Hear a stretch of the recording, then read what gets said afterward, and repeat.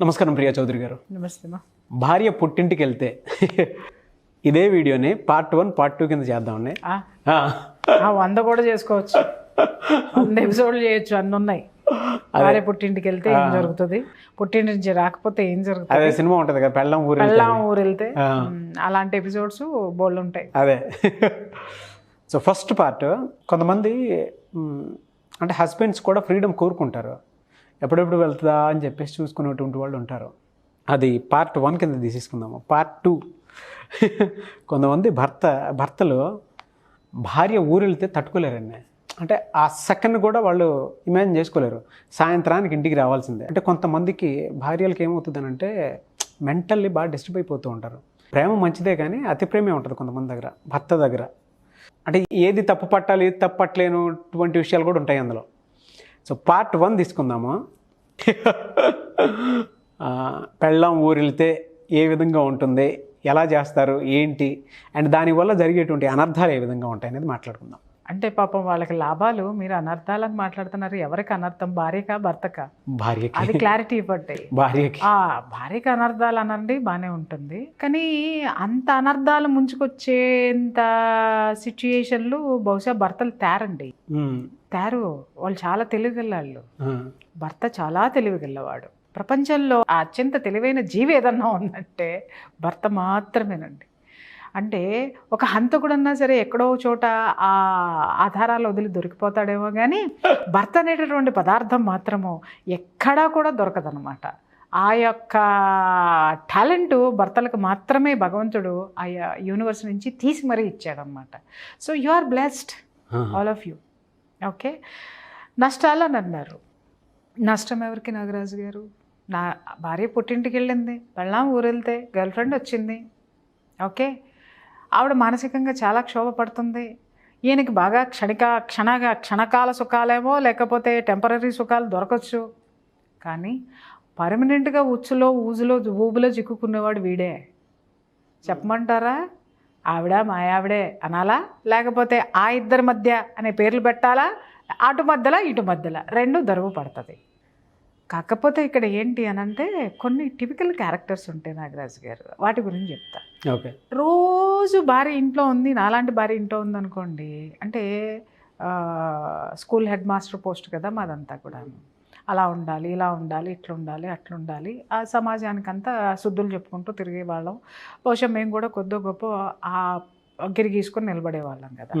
నాలాంటి భార్య ఊరు వెళ్ళింది అనుకోండి సార్, నాలాంటి భార్య ఉన్నటువంటి భర్త పొద్దున్న టెన్షన్గా 6 o'clock కల్లా నిద్రలేస్తారండి, 6:10 కల్లా కాఫీ తాగేస్తారండి, 6:30 కల్లా పేపర్ చదివేస్తారండి, 7:30 కల్లా రెడీ అయిపోతారు, 8 o'clock కల్లా టిఫిన్ బ్రేక్ఫాస్ట్ అయిపోతుంది, 8:30 కల్లా కార్ బయటికి తీస్తే 9 కల్లా ఆఫీస్లో ఉంటారండి. ఓకేనండి.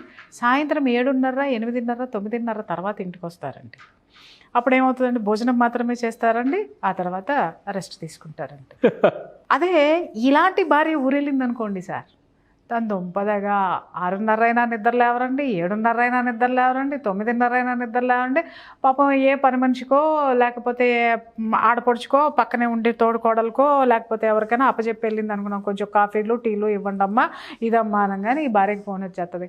అమ్మ పొద్దున్న 6ంటికే అన్నయ్య గారు లెగుస్తారని నువ్వు చెప్పావు, కానీ ఇప్పటికి 3 సార్లు తలుపు కొట్టినా ఇప్పటి వరకు తీలేదమ్మా, ఏందో కంగారుగా ఉంది. అప్పుడు ఈ భార్య వీడియో కాల్ చేస్తారనమాట. ఎండో అమ్మో మా ఆయన ఏమైపోయాడు ఏం పాడు అని చెప్పేసి. అప్పుడు అనేసి 10ంటికి ఆవులిచ్చుకుంటూ బెడ్ మీద నుంచి వీడియో కాల్ మాట్లాడతాడు ఆయన. ఏంటండి తలుపులు తీయటం లేదు అని అంటే, నిద్రపోతున్నాను, నిద్ర వచ్చింది ఇంకా లేగలేదు అని అంటాడు.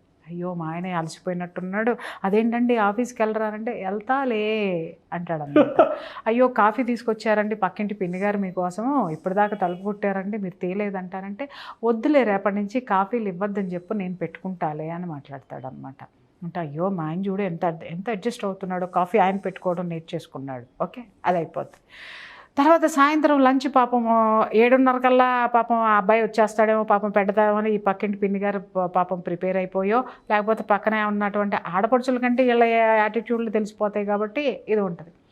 7 కల్లా వీళ్ళు వంట చేసేసి, పాపం వీళ్ళు 8 వంట చేసుకునే వాళ్ళు కూడా వీళ్ళ కోసం 6:30, 7 కల్లా వంట చేసేసి తీసుకెళ్దామని ట్రేలో అన్నీ పెట్టుకుని వెళ్ళినా తాళం వేసి ఉంటుంది, తాళం తీసి ఉంటుంది. 10:30కో 9:00కో వస్తారు. అప్పుడు గబగబా ఇంట్లో ఉన్న బాబాయ్ గారు వెళ్ళి, ఏంటి బాబు ఇందా నుంచి అన్నం తింది కానీ ఇప్పుడు దాకా ఉన్నావా, తీసుకొస్తాను అని అనగానే, వద్దులేండి అంకల్ నేను తినేసి వచ్చాను బయట అని చెప్పేసి అని మాట్లాడతాడు అనమాట. అయ్యో ఇదేంటి అనుకొని సరేలే ఓకే అని చెప్పేసి అని వాళ్ళు వదిలేస్తారు. అలా ఒకసారి జరిగింది. పిన్నిగారు మళ్ళీ రెండోసారి ఈవిడ మళ్ళీ ఊరెళ్ళింది, మళ్ళీ అదే జరిగింది, మళ్ళీ అదే జరిగింది. ఈవిడ ఇంట్లో ఉన్నప్పుడు, ఏమండి వాళ్ళ ఆదివారం కదా ఇంట్లో ఉండొచ్చు కదా పలానా చోట, లేదు నేను అర్జెంటుగా ఆఫీస్కి వెళ్ళాలి, పలానా పని ఉంది, ఇవాళ వెళ్ళకపోతే పలానా కాంట్రాక్ట్ పోతుంది, ఇవాళ వెళ్ళకపోతే మా బాస్ అంటే ఆదివారం కూడా బాస్ వచ్చేస్తాడనమాట వీళ్ళకి. ఈయన భార్య ఇంట్లో ఉన్నప్పుడు మాత్రం ఇంట్లో వీళ్ళు సచ్చినా ఉంటారప్ప. పెళ్ళాం ఊరెళ్ళిందా దాని దుంపదకి ఇండ్లు తప్ప కదలరబ్బా. నేను అలాంటి దానికి డౌట్ వచ్చింది, ఇది ఏందబ్బా ఇంటికి ఇంట్లో నుంచి నేను ఇంట్లో ఉంటేనేమో ఈడు పొద్దున్నే 8:30కే పరుగులు పెడతాడు, ఇంట్లో లేకపోతే 10:30 ఓ రోజు చొక్కా పట్టుకుని అడిగింది అనుకుందాం. ఏం తమాషాగా ఉందా, మొన్న 10 రోజులు ఊరు వెళ్తే 10 రోజులు 10:30కి వెళ్ళావు, ఆఫీస్కి 11:00కి వెళ్ళావు, అంతకుముందు 4 రోజులు వెళ్తే అట్టాగే వెళ్ళావు, ఏంది సంగతి? పక్కింటి పిన్ని గారు బాగా పసి కడతారు అబ్బాయి. చెప్పి అమ్మాయి నువ్వు ఇంట్లో ఉంటేనేమో 8:30కే వెళ్తాడు అమ్మాయి, బూట్లు వేసుకుని సొక్కా వేసుకుని కోట్లు వేసుకుని, ఇదేంది నువ్వు లేకపోతే ఇంట్లోనే ఉంటాడు అబ్బాయి, ఎప్పుడుకో వెళ్తాడు, మళ్ళీ రాత్రికి ఏమో ఎప్పుడుకో వస్తాడు అని మాట్లాడుతుంది అనమాట. తొందరగా వచ్చేస్తాడు, 7:00కే వచ్చేస్తాడు. చొక్కా పట్టుకుని అడిగింది ఏంది సంగతి అని. అప్పుడు పాపం ఆయన పారిపోలేక లేకపోతే తనను తాను ప్రొటెక్ట్ చేసుకుంటాను సెల్ఫ్ డిఫెన్స్లో పడిపోయో అప్పుడు ఏం చెప్తాడు అని అంటే, నీ బొంద నువ్వు ఇంట్లో ఉంటే నీ టార్చర్ తట్టుకోలేక, నీ క్రమశిక్షణ తట్టుకోలేక నేను పారిపోతా, నువ్వు ఇంట్లో లేకపోతే మనశ్శాంతిగా ఉంది కాబట్టి నేను ఇంట్లో ఉండి హాయిగా ఎంజాయ్ చేస్తున్నా, నా నిద్రను కానీ ఇంటిని కానీ తిండిని కానీ అన్నింటినీ, తిండి లేకపోయినా పర్వాలేదు కానీ ప్రశాంతతని నేను మెయింటైన్ చేస్తున్నానంటే అప్పుడు కడుపు ఎంత కాలుతుంది నాగరాజు గారు ఒక్కసారి చెప్పండి. అంటే అప్పుడు భార్య రియలైజ్ అవ్వాల్సింది ఏంటంటే, అంటే ఇక్కడ 2 క్యారెక్టర్లు ఉంటాయి. అరే నేను స్ట్రిక్ట్గా ఉంటున్నాను అని అంటే వీళ్ళ కోసమే కదా, అవును, నేను టైంకి ఉండండి మంచి చెప్తున్నానంటే వీళ్ళ కోసమే కదా, వీళ్ళెందుకు నన్ను అపార్థం చేసుకుంటున్నారు, ఒక బాధ. అంటే వీళ్ళని సమాజానికి బూచిగా చూపించేస్తారనమాట. అవును, ఏంటి అమ్మో పెళ్ళాం అంటే అస్సలు పడదు, లేకపోతే భార్య అంటే అస్సలు ఇది ఉండదు, పెళ్ళాం ఉంటే ఒక్క నిమిషం ఇంట్లో ఉండడమ్మా ఉండనివ్వదు అనే స్థాయికి తీసుకొచ్చేస్తారు. ఎందుకంటే భార్య లేనప్పుడు ఇంట్లోనే ఉంటాడు కదా. అంటే ఇది ఏదో చేస్తుంది ఇంట్లో, ఇది వాడిని నిద్రపోనివ్వట్లేదు, ఇది వాడిని కూర్చొనివ్వట్లేదు, ఇది వాడిని సతాయించేస్తుంది, అందుకని పెళ్ళాం పోరుపడలేక కొంపల నుంచి బయటకు వెళ్ళిపోతున్నాడు అనేటటువంటి ఒక చెడు భార్య మీద పడిపోతుంది.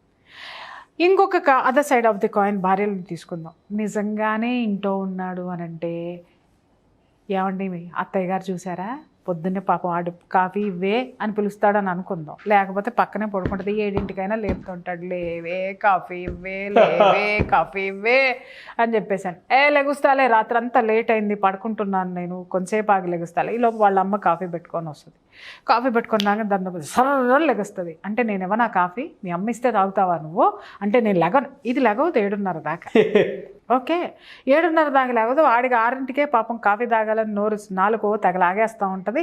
ఏం చేస్తాడు పాపం వాళ్ళ అమ్మేమో చూసి నా కొడుక్కి కాఫీ ఇద్దాంలే అని చెప్పి తీసుకొచ్చి కాఫీ ఇచ్చింది పొరపాటున అనుకుందాం, ఇది శివంగల్లే లెగుస్తుంది. నా బతికి ఇంతే, నేను ఇంతే, మీ అమ్మ నువ్వు ఒకటే, మీ అమ్మ ఇంతే, నన్ను నాశనం చేసేస్తున్నారు. ఎమ్మటే పుట్టింటికి ఫోను, ఫ్రెండ్కు ఫోను, లేకపోతే బోర్ నేర్చుకుంటూ కూర్చోటమో, ఇక యుద్ధం షురు. ఎమ్మట ఒక్క గెంతుతాడండి మొగుడు బాత్రూంలోకి, గెంతేసి గబా రెడీ అయిపోయి చలో టిఫిన్ బాక్స్ వాళ్ళమ్మ కట్టించినా కూడా వద్దది ఆఫీస్లో తింటా, ఎందుకంటే ఆ 10 నిమిషాలు ఇంకేం టార్చర్ చూడాల్సి వస్తుందో, ఇంకెంత చూడాల్సి వస్తుందో. అది ఒక విషయం అయితే, ఇంకొక క్యారెక్టర్స్ ఉంటాయి అనమాట, కంప్లైంట్ బాక్సులు ఉంటాయి. పొద్దున్నే లేవగానే ఏమండి నేను చూసావా వాడు హోంవర్క్ చేయలేదు, వాడు అసలు మాట వినట్లేదు, నీకు తెలుసా, అమ్మో ఆడపిల్లని కన్నానన్న మాటే కానీ అసలు అని పిల్లల గురించి కంప్లైంట్లు మొదలు పెడతారు. పిల్లల గురించి కంప్లైంట్ పెడితే బాగానే ఉంటుంది. మీ అమ్మ చూసారా ఫోన్ చేయలేదు 4 రోజుల నుంచి, అదేంటే మొన్న చేస్తే అరిచావు కదే, రోజు ఎందుకు చేస్తున్నావు అని విసుక్కున్నావు కదా, అంటే రోజు విసుకుంటున్నాను కదా అని అంటే చేయటం మానేస్తారా, అంటే నేను మనిషిని కాదా, నాకు విలువ లేదా మొదలు పెడతారు. మీ తోడుకోళ్ళు అట్లా, మీ ఆడపడుచు ఇట్లా, మీ వదిన గారు ఇట్లా, మీ మరదలు ఇట్లా, లేకపోతే మీ ఆఫీస్ ఇట్లా, అది ఇట్లా.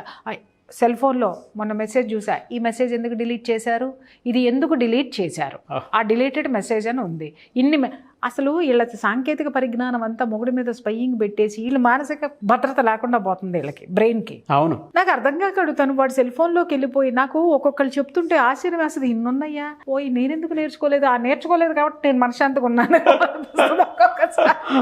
వాళ్ళ వాట్సాప్లు ఎక్కడి నుంచి వస్తున్నాయి, ఎన్ని మెసేజ్లు డిలీట్ చేశారు, ఏ టైంకి ఏ మెసేజ్ వచ్చింది. ఒకళ్ళైతే ఇంత పెద్ద చిట్టా పట్టుకొచ్చారండి, 2000 పేజీలు తెలుసా. ఏ రోజు ఏ మెసేజ్ వచ్చింది, ఏది వచ్చేసింది, అవి మొత్తము ప్రింట్అవుట్లు అనమాట. నేను ఒక్కసారి ఇట్లా చూసి ఏం చేసుకుంటావమ్మా అని అడిగాను. అసలు ఈ ఆధారాలు దేనికి ఉపయోగపడతాయి? నీ పిచ్చిదానిలాగా నువ్వెందుకు ఇది చేస్తున్నావు? వాడు తప్పే చేస్తున్నాడు, వాస్తవం నేను ఒప్పుకుంటా. నాకు అక్కడ కనిపిస్తున్నాయి మెసేజ్లు. ఒక 4 మెసేజ్లు చాలమ్మా, 2000 పేజీల మెసేజ్లా? పిచ్చిదానా, నీ మెంటల్ టార్చర్ నీకు ఎంత పెట్టుకున్నావు, నీకు నువ్వు ఎంత పెట్టుకున్నావు? ఆ పేజీలు చెప్తున్నాయి నిన్ను నువ్వు ఎంత నిర్లక్ష్యం చేసుకున్నావు, నీ ఆరోగ్యాన్ని కానీ నువ్వు కానీ ఎంత నిర్లక్ష్యం చేసుకున్నావు. 4 చాలమ్మా మెసేజ్లు, వాడేంటనేది ప్రపంచానికి చెప్పడానికి. ఇలాంటివి చేయొద్దు. కొంతమంది ఏం చేస్తారు అనంటే అవి పట్టుకొని సతాయింపు. అది ఎందుకు మెసేజ్ డిలీట్ అయింది, ఇదెందుకు అయింది, ఆడిపోతాడు. ఆడు నిజంగానే తప్పులు చేస్తున్నాడు అనుకో, ఎందుకు వచ్చిందిరా దీనికి నేను దీని నోటికి బలవ్వాలి, దీనికి నేను ఎక్కడ దొంగలాగా అయిపోతానా అని చెప్పేసి అని ఇమ్మీడియట్గా జంప్ బయటికి పోతాడు. ఊరు వెళ్ళింది అనుకోండి హ్యాపీ, పెళ్ళాం ఊరెళ్తే మానసిక ప్రశాంతత, వీటన్నిటి నుంచి తప్పించుకోవచ్చు. ఇంకొకటి మీరు అడిగారు, పెళ్ళాం ఊరెళ్తే చాలామందికి రెక్కలు వచ్చేస్తాయి, చాలామందికి రెక్కలు వచ్చేస్తాయి. ఇల్లంతా ఎలా ఉంటుంది అని అంటే సాయంత్రం అవ్వంగానే గాజు గ్లాసులు గలగల్లాడిపోతాయి. ఫ్రెండ్స్ ఎక్కడి నుంచి వస్తారో తెలియదు. అప్పటి వరకు ఒక్క ఫ్రెండ్ను కూడా చూడదు మొగుడికి వెనకమాల. అట్లాంటిది ఊరు వెళ్ళింది అనగానే 25-30 మంది వచ్చేస్తారు. ఆ ఇల్లు కాస్త బార్ అయిపోద్ది, పేకాట క్లబ్ అయిపోద్ది, ఇంకొకటి అయిపోద్ది. ఏమండి, అసలు భార్య ఉన్నప్పుడు పాపం దానికి నచ్చింది ఇష్టమైంది ఏదన్నా చేసుకుందాం అని అడిగితే వీడికి ఇష్టం ఉండదు. ఎందుకంటే బయట తినేసో మొగుడికి ఇష్టం లేదు కదా అని గమ్మున ఉంటుంది. అది ఏమో కానీ ఒకడేమో కిచెన్లో నుంచొని చికెన్ కూర వండుతూ ఉంటాడు, ఇంకొకటి మటన్ ఫ్రై ఎలా చేస్తే బాగుంటుందో ఇంకొకటి ట్రై. వీళ్ళందరూ ఇంట్లో పచ్చి మంచి నీళ్ళు కూడా తనకు తాను తీసుకోరండి బాబు భార్య దగ్గర నుంచి. కానీ ఈ గ్యాంగ్ అంతా ఒక చోటకు వస్తే ఒకళ్ళు చికెన్ బిర్యానీలు చేస్తారు, ఒకళ్ళు మటన్ కర్రీ వండుతారు, ఇంకొకళ్ళు ఏమో స్టఫ్ ప్రిపేర్ చేసేస్తాడు. దీని దుంపదగా ఒక్కొక్కళ్ళు ఎన్ని టాలెంట్లు ఉంటాయో అన్ని భలే కనిపించేస్తాయి. 25 క్యారెక్టర్లను చూస్తాం అనమాట. ఉత్తమోత్తమైన భర్తలు వీళ్ళు కనుక ఆ పనులు ఇంట్లో చేస్తారు. టాలెంటెడ్ కదా, ఎన్ని టాలెంట్స్ చూస్తామో మనం అక్కడ. అరే భార్యకి చేస్తే మీ కాళ్ళ దగ్గర పడి ఉంటుంది కదరా, చెయ్యరో, అక్కడ మాత్రం వచ్చేస్తారు. ఒక్కరోజు మొత్తం గడిచిపోయింది, 2వ రోజు 5ంటికి మొదలవుతుంది, 3వ రోజు దాని దగ్గర మధ్యాహ్నం 2ంటి నుంచే మొదలైపోతుంది, 4వ రోజు అక్కడి నుంచి భార్య కొంచెం కాస్త పాప అమాయకురాలు అనుకోండి, ఫోన్ చేసి యాండి నేను రేపు పొద్దున్న బస్సుకి దిగుతున్నానే వాళ్ళ రాత్రికి ఎక్కుతా అనగానే టక టక టక టక రాత్రి 12ంటికల్లా మొత్తం ఎక్కడ అరే మా ఆవిడ ఎక్కడ వస్తువు అక్కడ పెట్టిందో దాని దుంపదగా, దానికి మహా అనుమానం ఎక్కువరే, ఎక్కడ వస్తువు అక్కడే అంటే ఫోటోలు తీసుకొని పెడతారనమాట. ఇల్లు ఎలా ఉంది అని ముందే ఒక వీడియో తీసుకొని మళ్ళీ అక్కడ వస్తువులు అక్కడ పెట్టేసి మళ్ళీ ఈడే కర్ర పుచ్చుకొని ఊడ్చేస్తూ ఉంటాడు. ఒకటి కర్ర పట్టుకొని ఊడుస్తాడు, ఒకడేమో తుడుస్తాడు, ఇంకోటి చేస్తాడు, ఇంకొకటి గిన్నెల్లో ఉంటాడు. మళ్ళీ ఇంట్లో వాడు కనీసము గ్లాసు తాగినటువంటి కాఫీ కప్పును కూడా ఇక్కడ పెట్టాడు, ఇలా పట్టుకుంటాడు. భార్య వచ్చి ఇలా పట్టుకోవాలన్నమాట. అలా అంటాడు, ఎంగిలికి పొల్లాలు కడిగేస్తాడు, ఇక్కడ గిన్నెలన్నీ తోమేస్తాడు. ఎందుకంటే అర్ధరాత్రి పనులు ఎవరు దొరకరు కదా వీళ్ళకి. అన్నీ చేసేసి ఇల్లు నీట్గా పెట్టేసి అగరబత్తీలు వెలిగించేసి కూర్చుంటాడు మామూలు. ఏంటంటే అప్పుడు భార్య అనుకుంటుంది పొద్దున్నే తలదింగానే అగరబత్తిలో వాసన వస్తుంది అనమాట. అబ్బమ్మా ఆయన ఇల్లు ఎంత నీట్గా పెట్టాడు, ఎంత నేనంటే ఏరా ఇల్లు ఎంత స్మెల్ వస్తుందా బాగా నడతాడు. ఈ పిచ్చిబొండ ఏమనుకుంటుంది అగరబత్తులు స్మెల్ వస్తుందేమో. వాడు సెకండ్ క్వశ్చన్ ఏం వేస్తాడు, వాడు రాత్రి 12 దాకా 3 రోజుల నుంచి ఏం చేశాడో ఆ గబ్బు ఎక్కడ వచ్చేస్తున్నారని వాడి టెన్షన్ వాడి మనసులో ఉండిపోతుంది అనమాట. చెక్ చేసుకుంటానైతే ఈ పిచ్చబొండ అగరబత్తీలు భలే ఉన్నాయండి, ఎక్కడి నుంచి తెప్పించారు, బాగున్నాయండి, ఇల్లు నీట్గా పెట్టారు, ఎప్పుడు ఇలాగే ఉండండి, అందుకే మీరంటే నాకు చాలా ఇష్టం అని చెప్పేసి అని అయిపోయిందా. ఒక రోజు మళ్ళీ ఊరెళ్ళిందబ్బా.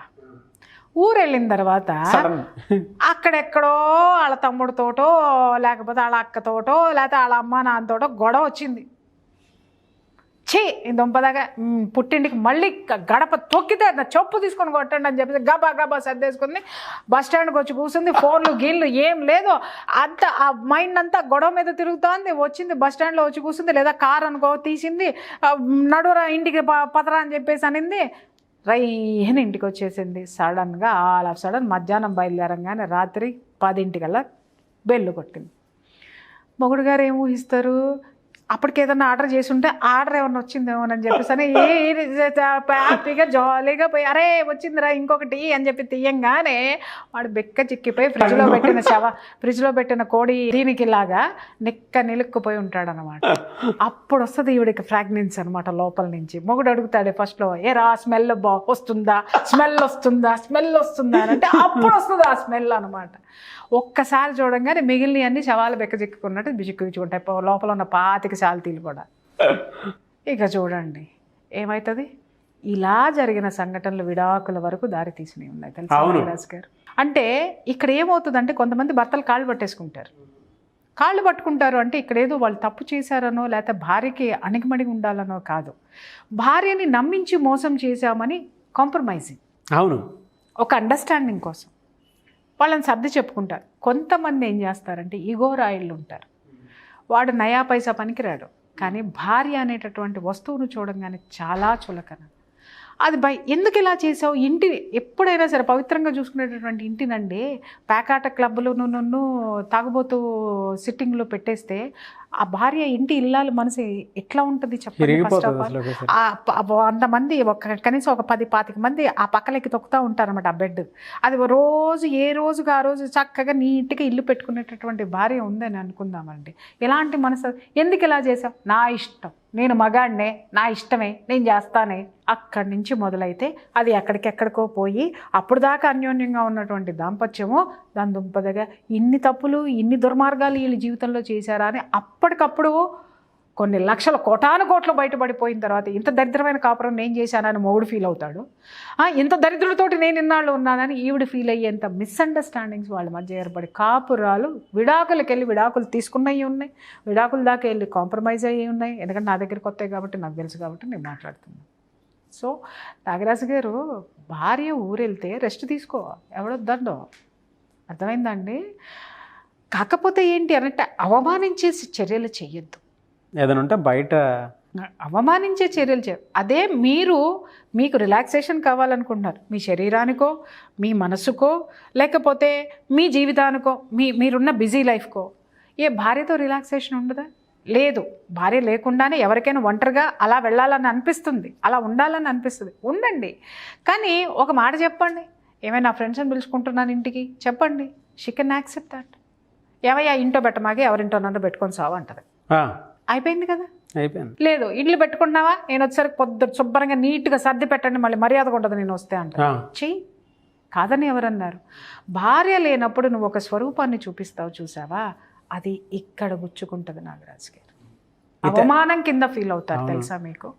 రోజు నీ భార్య నీతో ఏదో, నువ్వెప్పుడు ఆమెకి టైం ఇవ్వవు. 7:30 అవ్వగానే నువ్వు బయటికి పోతావు, రాత్రి 10:30కు వస్తావు. నీతో పాటు తను కూడా వర్కింగ్ ఉమెన్ అనుకోండి, అలసిపోయి ఉంటుంది, నీతో మాట్లాడాలి అని అంటే అవకాశం ఇవ్వవు. నువ్వేదో జీవితంలో నువ్వొక్కడవే భార్యను భరిస్తున్నాడు లెక్క నువ్వు ఇచ్చేటటువంటి బిల్డప్లు ఏవైతే ఉంటాయో ఆ బిల్డప్లన్నిటినీ ఆవిడ సానుకూలంగా తీసుకొని తను వాటిని చాలా పాజిటివ్గా తీసుకొని నిజమేనేమోనని ఒక నమ్మకంతో నిన్ను వదిలేస్తే, ఒక్కసారి తను లేని టైంలో నీ యొక్క వ్యవహారాల్ని నీ నిజస్వరూపాన్ని నువ్వు బయట పెట్టావనుకో, అది ఆవిడకి అవమానించేటటువంటి పరిస్థితుల కింద నువ్వు చేయొద్దు.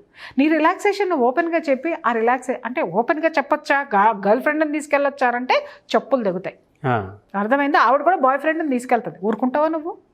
చెప్పు, నీకో న్యాయం ఆవిడకో న్యాయమా? కాదు కదా.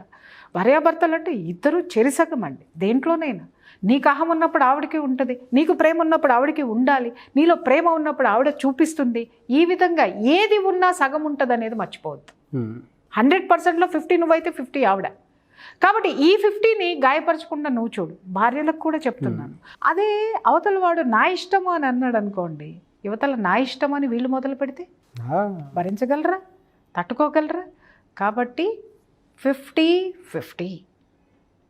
నీలో అహం ఉంటే ఈమెలో ఉంటుందని మర్చిపోవద్దు, నీలో ప్రేమ ఉంటే ఈమెలో కూడా ఉంటుందని మర్చిపోవద్దు, నీలో ఏదన్నా ఉంది అనంటే అది కూడా మర్చిపోవద్దు. సగం సగం ఉంటాయి. కాబట్టి దాన్ని బ్యాలెన్స్ చేసుకుంటూ ఈక్వల్ చేసుకుంటూ ముందుకెళ్ళాలి. పెళ్ళాం ఊరెళ్ళినా నువ్వు ఎలా ఉండాలో భార్య అక్కడ చెప్పగలగాలి. నువ్వు ఇంట్లో ఉన్న నీ భార్య అక్కడికి వెళ్ళినా నీ భార్య ఏం చేస్తుందో నువ్వు ఇక్కడ చెప్పగలిగి ఉండాలి. ఎవరికైనా వ్యక్తిగత జీవితం ఉంటుంది నాగరాజు గారు, ఉండదని కాదు, కానీ ఆ వ్యక్తిగత జీవితం నీ జీవిత భాగస్వామిని అవమానించే రీతిలో మాత్రం నువ్వు పెట్టుకోవద్దు. అదొక్కటే నేను చెప్తాను. కాబట్టి పెళ్ళాం ఊరెళ్ళినా కూడా మంచిదే. ఎప్పుడైతే ఇచ్చి పుచ్చుకునే ధోరణి ఉంటుందో, అండర్స్టాండింగ్ ఉంటుందో, షేరింగ్ ఉంటుందో, అక్కడ everything is okay Nagaraj. Thank you so much Priya Chowdary garu. Thank you. Videos చూసిన తర్వాత కొంతమంది ఒక రిలాక్సేషన్ కావాలని, ఇప్పుడు మోటివేట్ అయినటువంటి వాళ్ళు కొంతమంది ఉన్నారు. సో వాళ్ళు ఓకే మేము మార్చుకుంటే బాగుంటుంది అనుకునేటువంటి వాళ్ళు, లేదు ఇది మారదేమో ఇంకొక సైడ్ ట్రై చేద్దాం అనుకుని మెడిటేషన్ క్లాసెస్కి ఎక్కువగా అటెండ్ అయ్యేటువంటి వాళ్ళు కూడా ఉన్నారు. నేను ఒక్కటి ఇక్కడ చెప్తాను, నువ్వేం అడుగుతున్నావు నాకు అర్థమైందిలే, కానీ సుదీర్ఘంగా ఎందుకు కానీ ఎనర్జీ వేస్ట్ చేసుకుంటావు.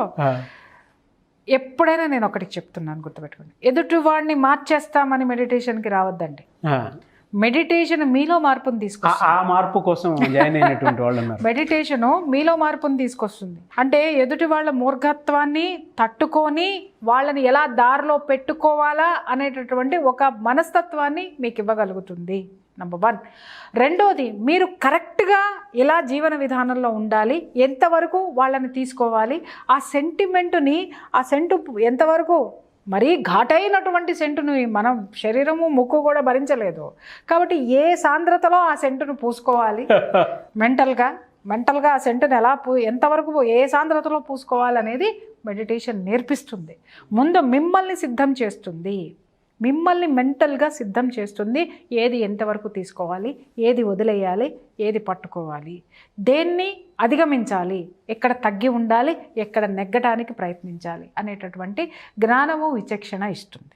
సో అది వస్తే చాలు నాగరాజు గారు, జీవితాన్ని ఈత నేర్పిస్తుంది. ఈత నేర్చుకోనుండో నువ్వు దాటేస్తావు నది.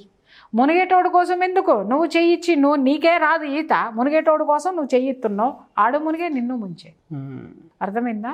ప్రవాహంలో ఎదురీతకి వెళ్తున్నారు మీరు, కాదమ్మా వాళ్ళు చూసుకొని ఎంత సునాయాసంగా వెళ్ళొచ్చు, ఇటు ఎదురీత కాదు నువ్వు ఇలా పో అనేటటువంటి ఆ యొక్క సునాయాసమైనటువంటి మార్గాల్ని ఎత్తుక్కునేటటువంటి విచక్షణని, జ్ఞానాన్ని మెడిటేషన్ మీకు ఇస్తుంది.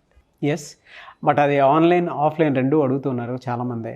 అండ్ మెడిటేషన్ సెంటర్కి వద్దాం అని చెప్పేసి అనుకునేటువంటి వాళ్ళు ఉన్నారు బంజారా హిల్స్. చాలా మంది డైరెక్ట్ క్లాసులు అడుగుతున్నారు. అదే దానికోసం డైరెక్ట్ క్లాసులు అడుగుతున్నారు. నేను ఆన్లైన్ సెషన్ అయితే రెగ్యులర్గా జరుగుతుంది. ఎస్, ఆన్లైన్ సెషన్ ఇంకా అది మారేది లేదండి. Every month 1st to 7th ఖచ్చితంగా ఉంటుంది. మధ్యలో పౌర్ణమి రోజులు ఎప్పుడు డేట్స్ వస్తాయో అవి అయిపోయిన తర్వాత నేను ఒక 4-5 days గ్యాప్ ఇచ్చి మళ్ళీ క్లాస్ అనేది స్టార్ట్ అవుతుంది. అంటే ఫస్ట్ వీక్ లాస్ట్ వీక్ కంపల్సరీగా క్లాసెస్ ఉంటాయి అర్థం, అది కన్ఫర్మ్. అది మీరు స్క్రీన్ మీద నంబర్కి కాల్ చేస్తే వాళ్ళు సిబ్బంది చెప్తారు లాస్ట్ వీక్ డేట్స్ ఎప్పుడు అనేది. But every month 1st to 7th confirm date. పౌర్ణమి క్లాసులో ఎప్పుడు పౌర్ణమి ఉంటుందో ముందు రోజు, పౌర్ణమి రోజు, తర్వాత రోజు ఖచ్చితంగా అవి మాత్రము క్లాసెస్ బయట, ప్రకృతిలో, బయట ఒక ఎనర్జెటిక్ ప్లేసెస్లో ఆ 3 రోజుల క్లాసులు. అలాగే అంతలా మూర్ఖత్వంగా భార్యల్ని పట్టుకొని వేలాడి భార్యల్ని హింసిస్తూ తాము కూడా జీవితంలో మాధుర్యాన్ని అనుభవించలేక అదే జీవితం అని ఫాల్స్ థింకింగ్లో ఉండేటటువంటి వాళ్ళకు కూడా ఇలాంటి క్లాసెస్ బాగా పనికొస్తాయి. Very good. అయితే కొంతమంది స్కూల్స్, కాలేజెస్ కూడా అడుగుతూ ఉన్నారు సెషన్స్ కావాలని. ముఖ్యంగా లేడీస్ కాలేజెస్ ఏవైతే ఉంటాయి, మహిళలకు సంబంధించిన కాలేజెస్లో టీనేజ్ పిల్లలకు కూడా కావాలనుకుంటున్నారు క్లాసెస్. అటువంటి వాళ్ళు కూడా మిమ్మల్ని అప్రోచ్ అవ్వాలి అంటే ప్రాసెస్ ఏంటి? నాగరాజ్ గారు, 2 విషయాలు. ఒకటి, మీరు స్క్రీన్ మీద ఉన్నటువంటి నెంబర్కి కాల్ చేయండి. ఒకవేళ మా సిబ్బంది స్పందించలేదు అని అంటే ఒక మెసేజ్ పెట్టండి దయచేసి. మెసేజ్ పెడితే మెసేజ్ జస్ట్ మీరు ఫోన్ నెంబర్ ఏదో పెట్టేసి కాదండి, మీరు కాలేజ్ అయితే కాలేజ్ డీటెయిల్స్, మీరు ఎవరైతే ఫోన్ చేస్తున్నారో వాళ్ళ వివరాలు పెడితే మేము తొందరగా రెస్పాండ్ అవ్వడానికి అవకాశం ఉంటుంది. ఎందుకంటే మాకు నంబర్ ఆఫ్ వస్తూ ఉంటాయి. అంటే వేరే వాళ్ళు ఊరికినే మాట్లాడదామని కూడా పెట్టేస్తున్నారు, అట్లా కాదు. వివరంగా పెట్టండి దేనికోసం మీరు కాంటాక్ట్ అవుదాం అనుకుంటున్నారు అనేటటువంటి ఇష్యూని కూడా మీరు మెన్షన్ చేస్తే ఇమ్మీడియట్గా మా వాళ్ళు మిమ్మల్ని లైన్లోకి తీసుకోవడం జరుగుతుంది. కాంటాక్ట్ చేయాలి, మాట్లాడాలి అనుకుంటే యూ కెన్ కమ్, నేను టైం ఇస్తాను, మా ఆఫీస్కి వచ్చి నన్ను కన్సల్ట్ చేసి ఆ ప్రోగ్రామ్స్ ఏవైతే ఉన్నాయో మాట్లాడచ్చు. షూర్ అండి. Thank you so much Priya Chowdary garu. Thank you. Suman టీవీలో మీ పర్సనల్ అండ్ బిజినెస్ ప్రమోషన్స్ కోసం కింది నెంబర్కి కాంటాక్ట్ చేయండి.